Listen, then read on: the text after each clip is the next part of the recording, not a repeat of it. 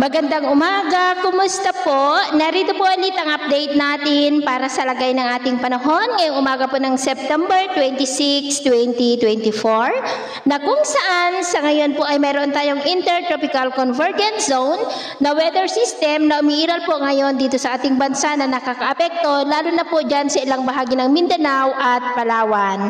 Ang ITCZ po ay salubungan ng mga hangin na mula po dyan sa northern at southern hemisphere at tinagurian rin po yan na breeding ground ng mga sama ng panahon. Samantala, sa labas po ng ating area of responsibility ay mayroon pong mga nagkalat na weather disturbances, dalawang LPA sa Silangan at isang bagyo sa Hilaga na mayroon pong international name na Cimarron. Ang dalawang ito ay hindi naman po banta dito sa ating bansa. Samantala, ngayong araw, sa susunod po ng mga oras ay may nagbabanta po na mabuo na sama ng panahon mula po sa kumpol ng kaulapan na nandito at posibleng mabilisan ang paglakas niyan at maging bagyo between 24 to 36 hours at tatawagin po sa local name na bagyong Julian. At kung pagbabasihan po natin ang pinapakita dito sa forecast, ay posible itong maging malakas na bagyo na banta po lalo na dyan sa extreme northern Luzon at dyan po sa may Taiwan. At pagkatapos ng bagyong si Julian ay posibleng tutungo na po tayo sa transition period ng amihan season. Iihip na po ang malamig na hangin na manggagaling naman po dyan sa may taas. At ito naman ay pinapakita ng forecast model natin po ang ginagamit hanggang po sa susunod na 2 linggo.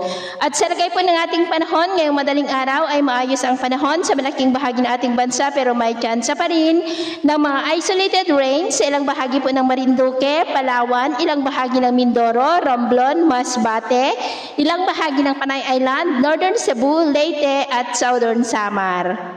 At mamaya ay sisikat ang araw sa malaking bahagi ng ating bansa pero may tsansa pa rin ng maulap na kalangitan with isolated rains sa ilang bahagi po ng Mindoro, Northern Palawan, Romblon, Aklan, Masbate at Southern Leyte. At mamayang hapon, mas maraming lugar na ulit ang makakaranas ng mas maulap na kalangitan with isolated light to heavy rain sa ilang bahagi ng ating bansa. Kaya kung lalabas tayo sa ating mga tahanan, ay ugaliin naman po natin lagi ang magdala ng kahit anong panangga natin sa init ng araw at proteksyon na rin po sa mga biglaang buhos ng ulan. At sa atin naman pong mga baybayin, wala naman po tayong nakataas na anumang gale warning signals, pero iba yung pag-ingat lamang po kung papalaot tayo para po mas makaiwas sa mga sakunang pangkaragatan. So yun po ng latest update natin sa araw na ito.